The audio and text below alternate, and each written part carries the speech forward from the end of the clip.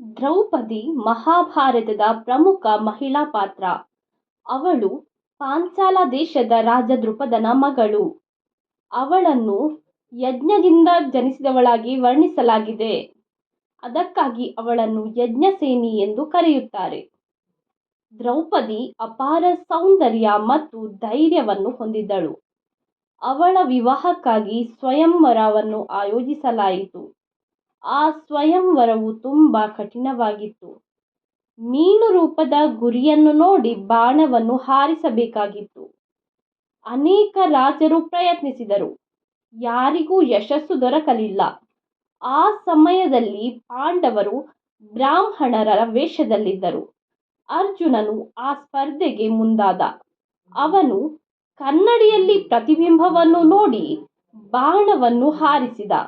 ಗುರಿ ನಿಖರವಾಗಿ ತಲುಪಿತು.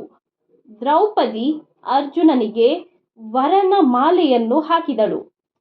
ಎಲ್ಲರೂ ಆಶ್ಚರ್ಯಪಟ್ಟರು. ದ್ರೌಪದಿ ಅರ್ಜುನನನ್ನೇ ವರನೆಂದು ಆಯ್ಕೆ ಮಾಡಿದಳು. ಅವಳ ದೃಷ್ಟಿಯಲ್ಲಿ ಅರ್ಜುನನೇ ನಿಜವಾದ ಗಂಡನಾಗಿದ್ದ. ಅವಳು ಅವನ ಶೌರ್ಯಕ್ಕೆ ಮಾರು ಹೋಗಿದ್ದಳು. ಧೈರ್ಯ ಮತ್ತು ಧರ್ಮ ಅವಳಿಗೆ ಮುಖ್ಯವಾಗಿತ್ತು. ನಂತರ ಪಾಂಡವರು ಕುಂತಿಯ ಬಳಿಗೆ ಹೋದರು. ನಾವು ಭಿಕ್ಷೆಯನ್ನು ತಂದಿದ್ದೇವೆ ಎಂದು ಹೇಳಿದರು. ಕುಂತಿ ನೋಡದೆ 5 ಕೂಡ ಹಂಚಿಕೊಳ್ಳಿ ಎಂದು ಹೇಳಿದಳು. ಮಾತನ್ನು ಹಿಂತೆಗೆದುಕೊಳ್ಳಲು ಆಗಲಿಲ್ಲ. ಧರ್ಮರಾಜ ಯುಧಿಷ್ಠಿರ ನಿರ್ಧಾರವನ್ನು ತೆಗೆದುಕೊಂಡ. ದ್ರೌಪದಿ 5 ಪಾಂಡವರಿಗೆ ಪತ್ನಿಯಾಗಬೇಕಾಯಿತು. ಈ ನಿರ್ಧಾರದ ಮೇಲೆ ಧರ್ಮದ ಆಧಾರದ ಮೇಲೆ ನಡೆಯಿತು. ದ್ರೌಪದಿ ಮೊದಲು ಗೊಂದಲಗೊಂಡಳು. ಅವಳ ಮನಸ್ಸಿನಲ್ಲಿ ಪ್ರಶ್ನೆಗಳು ಮೂಡಿದವು. ನನ್ನ ನಿಜವಾದ ಗಂಡ ಯಾರು ಎಂದು ಯೋಚಿಸಿದಳು. ಆ ಕ್ಷಣಕ್ಕೆ ಅವಳಿಗೆ ಕೃಷ್ಣನನ್ನು ಸ್ಮರಿಸಿದಳು. ಕೃಷ್ಣನು ಅವಳಿಗೆ ತತ್ವವನ್ನು ತಿಳಿಸಿದನು. ಧರ್ಮವೇ ನಿಜವಾದ ಪತಿ ಎಂದು ಹೇಳಿದನು. ಪಾಂಡವರು ಧರ್ಮದ ಪ್ರತೀಕ ಎಂದು ವಿವರಿಸಿದನು. 5ರಲ್ಲಿ ಒಬ್ಬೊಬ್ಬ ಗುಣವಿದೆ ಎಂದನು. ಯುಧಿಷ್ಠಿರನಲ್ಲಿ ಧರ್ಮವಿದೆ, ಭೀಮನಲ್ಲಿ ಶಕ್ತಿ ಇದೆ, ಅರ್ಜುನನಲ್ಲಿ ಶೌರ್ಯ ಇದೆ, ನಕುಲನಲ್ಲಿ ಆಕರ್ಷಣೆ ಇದೆ, ಸಹದೇವನಲ್ಲಿ ಜ್ಞಾನ ಇದೆ. ಈ 5 ಗುಣಗಳು ಒಟ್ಟಾಗಿ ಸಂಪೂರ್ಣ ಗಂಡನಾಗುತ್ತವೆ ಎಂದ. ದ್ರೌಪದಿ ಇದನ್ನು ಅರಿತುಕೊಂಡಳು. ಅವಳು ಎಲ್ಲರನ್ನೂ ಗೌರವದಿಂದ ಸ್ವೀಕರಿಸಿದಳು. ಆದರೂ ಅವಳ ಹೃದಯದಲ್ಲಿ ಅರ್ಜುನ ವಿಶೇಷನಾಗಿದ್ದ. ಹಾಗಾಗಿ ಅವನನ್ನೇ ದ್ರೌಪದಿ ತನ್ನ ಮೊದಲ ಗಂಡ ಅಥವಾ ತನ್ನ ಗಂಡನೆಂದು ಒಪ್ಪಿಕೊಳ್ಳುತ್ತಾಳೆ. ಅರ್ಜುನ ಅವಳನ್ನು ಮೊದಲಿಗೆ ಗೆದ್ದವನು. ಅವನೊಂದಿಗೆ ಅವಳಿಗೆ ವಿಶೇಷ ಬಾಂಧವ್ಯ ಇತ್ತು. ಅನೇಕ ಸಂದರ್ಭಗಳಲ್ಲಿ ಅವಳು ಅರ್ಜುನನನ್ನು ನೆನಪಿಸಿಕೊಂಡಳು. ಆದರೆ ಅವಳು ಯಾರನ್ನೂ ತಿರಸ್ಕರಿಸಲಿಲ್ಲ. ಧರ್ಮವೇ ಅವಳ ಜೀವನದ ದಾರಿ. ಅವಳು ಪಾಂಡವರ 5ರಿಗೂ ಸಮಾನ ಪ್ರೀತಿಯನ್ನು ತೋರಿಸಿದಳು. ದ್ರೌಪದಿ ರಾಜಸೂಯ ಯಾಗದಲ್ಲಿ ರಾಣಿಯಾಗಿದ್ದಳು. ಅವಳು ಸಭೆಯಲ್ಲಿ ಅಪಮಾನ ಅನುಭವಿಸಿದಳು. ದುಶ್ಯಾಸನ ಅವಳನ್ನು ಎಳೆದೊಯ್ದನು. ಆ ಸಮಯದಲ್ಲಿ ಯಾರೂ ರಕ್ಷಿಸಲಿಲ್ಲ. ಅವಳು ಕೃಷ್ಣನನ್ನು ಶರಣಾದಳು. ಕೃಷ್ಣ ಅವಳನ್ನು ರಕ್ಷಿಸಿದನು. ಆ ಸಂದರ್ಭದಲ್ಲಿ ಪಾಂಡವರ ಶಕ್ತಿಯು ಕುಂಠಿತವಾಗಿತ್ತು. ಅವಳು ಮನಸ್ಸಿನಲ್ಲಿ ಅರ್ಜುನನನ್ನು ನೆನೆಸಿದಳು. ಆದರೆ ಧರ್ಮರಾಜನನ್ನು ದೂಷಿಸಲಿಲ್ಲ. ಧರ್ಮಕ್ಕೆ ಬದ್ಧಳಾಗಿದ್ದಳು. ವನವಾಸದ ಸಮಯದಲ್ಲೂ ಅವಳ ಸಹನೆ ತೋರಿಸಿದಳು. ಕೃಷ್ಣನಿಗೆ ಅವಳು ಎಷ್ಟೋ ಸಮಯಗಳಲ್ಲಿ ಗೆಳತಿಯ ಸ್ಥಾನವನ್ನು ಕೊಡುತ್ತಾಳೆ. ಕಷ್ಟಗಳಲ್ಲಿ ಪಾಂಡವರಿಗೆ ಧೈರ್ಯವನ್ನು ನೀಡಿದಳು. ಅವಳು ಕೇವಲ ಪತ್ನಿಯಲ್ಲ, ಅವಳು ಮಾರ್ಗದರ್ಶಕಳಾಗಿದ್ದಳು. ಅವಳ ಪ್ರಶ್ನೆಗಳು ಧರ್ಮದ ಪ್ರಶ್ನೆಗಳಾಗಿದ್ದವು. ಅವಳು ಯುದ್ಧಕ್ಕೂ ಕಾರಣರಾದಳು. ಅವಳ ಅಭಿಮಾನಕ್ಕೆ ಎಲ್ಲರೂ ಸೋತರು. ಅವಳ ಅವಮಾನಕ್ಕೆ ಪ್ರತೀಕಾರ ಬೇಕೆಂದಳು. ಭೀಮನಿಂದ ವಚನವನ್ನು ಪಡೆದಳು. ಅರ್ಜುನನಿಂದ ಯುದ್ಧದ ಭರವಸೆಯನ್ನು ಪಡೆದಳು. ಅವಳು ಧೈರ್ಯದ ರೂಪವಾಗಿದ್ದಳು. ಯುದ್ಧದ ಸಮಯದಲ್ಲಿ ಅವಳು ಶಾಂತವಾಗಿದ್ದಳು.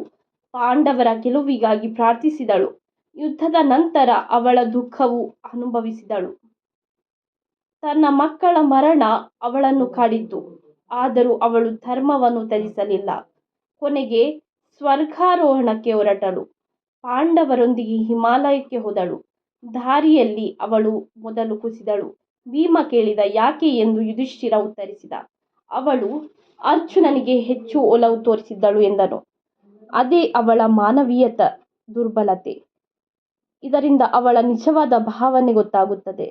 ಅವಳ ಹೃದಯದಲ್ಲಿ ಅರ್ಜುನನು ವಿಶೇಷನಾಗಿದ್ದ, ಆದರೆ ಅವಳು ಜೀವನದಲ್ಲಿ ಧರ್ಮವನ್ನು ಆಯ್ಕೆ ಮಾಡಿಕೊಂಡಳು. ಧರ್ಮವೇ ಅವಳ ನಿಜವಾದ ಗಂಡ. ಪಾಂಡವರು ಆ ಧರ್ಮದ ರೂಪಗಳು. ದ್ರೌಪದಿ ಒಬ್ಬ ಮಹಾನ್ ಸ್ತ್ರೀ. ಅವಳು ಕೇವಲ ಪತ್ನಿಯಲ್ಲ, ಅವಳು ಶಕ್ತಿ, ಧೈರ್ಯ ಮತ್ತು ಧರ್ಮದ ಪ್ರತೀಕ. ಅವಳು ಪ್ರಶ್ನೆ ಕೇಳಿದಳು, ಅನ್ಯಾಯದ ವಿರುದ್ಧ ನಿಂತಳು, ಅವಮಾನ ಸಹಿಸಲಿಲ್ಲ, ಧರ್ಮಕ್ಕಾಗಿ ಹೋರಾಡಿದಳು. ಅವಳ ಜೀವನ ಪಾಠವಾಗಿದೆ. ನಿಜವಾದ ಗಂಡ ಯಾರು ಎಂಬ ಪ್ರಶ್ನೆಗೆ ಉತ್ತರ, ಅವಳಿಗೆ ಧರ್ಮವೇ ನಿಜವಾದ ಗಂಡ. ಅರ್ಜುನ ಅವಳ ಹೃದಯದ ಗಂಡ, ಪಾಂಡವರು ಅವಳ ಧರ್ಮದ ಗಂಡರು. ಈ ಮೂರು ಸತ್ಯ. ದ್ರೌಪದಿಯ ಜೀವನ ಸರಳವಾಗಿರಲಿಲ್ಲ, ಆದರೆ ಮಹತ್ವಪೂರ್ಣವಾಗಿತ್ತು. ಅವಳು ಮಹಿಳಾ ಶಕ್ತಿಯ ಉದಾಹರಣೆ. ಅವಳ ಕಥೆ ಇಂದಿಗೂ ಪ್ರಸ್ತುತ. ಅವಳ ಪ್ರಶ್ನೆಗಳು ನಮ್ಮ ಪ್ರಶ್ನೆಗಳು. ಅವಳ ಧೈರ್ಯ ನಮಗೆ ಪ್ರೇರಣೆ. ಅವಳ ನಿಲುವು ನಮಗೆ ಪಾಠ. ಅವಳು ಎಲ್ಲರಿಗೂ ತಾಯಿ ಸಮಾನ. ಅವಳು ಧರ್ಮಪತ್ನಿ. ಅವಳು ಯುಗ ಪುರುಷಿ. ದ್ರೌಪದಿ ಯಾರನ್ನೂ ತಿರಸ್ಕರಿಸಲಿಲ್ಲ, ಎಲ್ಲರಲ್ಲೂ ಅರ್ಥ ಕಂಡಳು. ಅವಳು ಧರ್ಮದ ದಾರಿಯಲ್ಲಿ ನಡೆದಳು. ಅವಳಿಗೆ ನ್ಯಾಯ ಮುಖ್ಯ, ಸತ್ಯ ಮುಖ್ಯ, ಧೈರ್ಯ ಮುಖ್ಯ. ಅವಳು ಮಹಿಳೆಯ ಧ್ವನಿ. ಅವಳು ಪೌರಾಣಿಕ ನಾಯಕಿ. ಅವಳು ಕತೆ ಶಾಶ್ವತ. ಅವಳ ಹೆಸರು ಅಮರ. ದ್ರೌಪದಿ ಜೀವನ ನಮಗೆ ಸಂದೇಶ. ಸಂಬಂಧಕ್ಕಿಂತ ಮೌಲ್ಯ ಮುಖ್ಯ, ಭಾವನೆಗಿಂತ ಧರ್ಮ ಮುಖ್ಯ, ಶಕ್ತಿಗಿಂತ ನ್ಯಾಯ ಮುಖ್ಯ. ಅವಳು ಇದನ್ನು ತೋರಿಸಿದಳು. ಅವಳ ನಿಲುವು ಗಟ್ಟಿತನ. ಅವಳ ಕಣ್ಣೀರಿನಲ್ಲೂ ಶಕ್ತಿಯನ್ನು ಕಂಡಳು. ಅವಳು ಸೋಲಿನಲ್ಲಿ ಗೆಲುವು ಕಂಡಳು. ಅವಳು ಸ್ತ್ರೀ ಧರ್ಮದ ಪ್ರತೀಕ. ಅವಳು ಪಾಂಚಾಲಿ. ಅವಳು ಜೀವನದ ಕತೆ ಮಹಾಕಾವ್ಯ. ಅವಳ ಪ್ರತಿಯೊಂದು ಹೆಜ್ಜೆ ಪಾಠ. ಅವಳು ಪ್ರಶ್ನಿಸಿದಳು, ಉತ್ತರಗಳನ್ನು ಹುಡುಕಿದಳು. ಅವಳು ಶರಣಾಗಲಿಲ್ಲ, ಅವಳು ಹೋರಾಡಿದಳು. ಅವಳು ಧರ್ಮದೊಂದಿಗೆ ನಿಂತಳು. ಅವಳು ಕಾಲಾತೀತ. ಅವಳು ದ್ರೌಪದಿ. ಅವಳು ಯಜ್ಞಸೇನಿ. ಅವಳ ಕತೆ ಕೇಳಿದರೆ ಯೋಚನೆ ಬರುತ್ತದೆ, ನಾವು ಧರ್ಮದೊಂದಿಗೆ ನಿಲ್ಲುತ್ತೇವೆಯೇ, ಅನ್ಯಾಯಕ್ಕೆ ಪ್ರಶ್ನೆ ಕೇಳುತ್ತೇವೆಯೇ? ದ್ರೌಪದಿ ನಮಗೆ ಕನ್ನಡಿಯಂತೆ.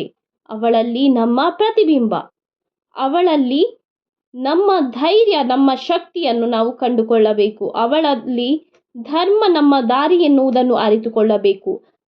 ಅವಳ ಕಥೆ ಮುಗಿಯದು, ಅದು ನಮ್ಮೊಳಗೆ ಜೀವಿಸುತ್ತದೆ, ಪೀಳಿಗೆಯಿಂದ ಪೀಳಿಗೆಗೆ ಸಾಗುತ್ತದೆ. ದ್ರೌಪದಿ ಯಾರನ್ನು ನಿಜವಾದ ಗಂಡ ಎಂದು ಸ್ವೀಕರಿಸಿದಳು? ಅವಳ ಉತ್ತರ ಸರಳವಲ್ಲ, ಅದು ಆಳವಾದ ತತ್ವ. ಧರ್ಮವೇ ಅವಳ ನಿಜವಾದ ಗಂಡ. ಅರ್ಜುನ ಅವಳ ಪ್ರೀತಿಯ ಗಂಡ. ಪಾಂಡವರು ಅವಳ ಜೀವನದ ಗಂಡರು. ಈ ಮೂರು ಒಂದೇ ಸತ್ಯ. ಆದ್ದರಿಂದ ನಾವು ಈ ಕಥೆಯನ್ನು ಕೇಳಿ ನ್ಯಾಯಕ್ಕಾಗಿ ಪ್ರಶ್ನೆಯನ್ನು ಮಾಡಬೇಕು, ಧೈರ್ಯದಿಂದ ಬದುಕಬೇಕು, ದ್ರೌಪದಿಯಂತೆ ಶಕ್ತಿಶಾಲಿಯಾಗಬೇಕು, ಸತ್ಯದ ದಾರಿಯಲ್ಲಿ ನಡೆಯಬೇಕು. ಇದುವೇ ಈ ಕಥೆಯ ಸಾರ. ಜಯ ಹೋ ದ್ರೌಪದಿ.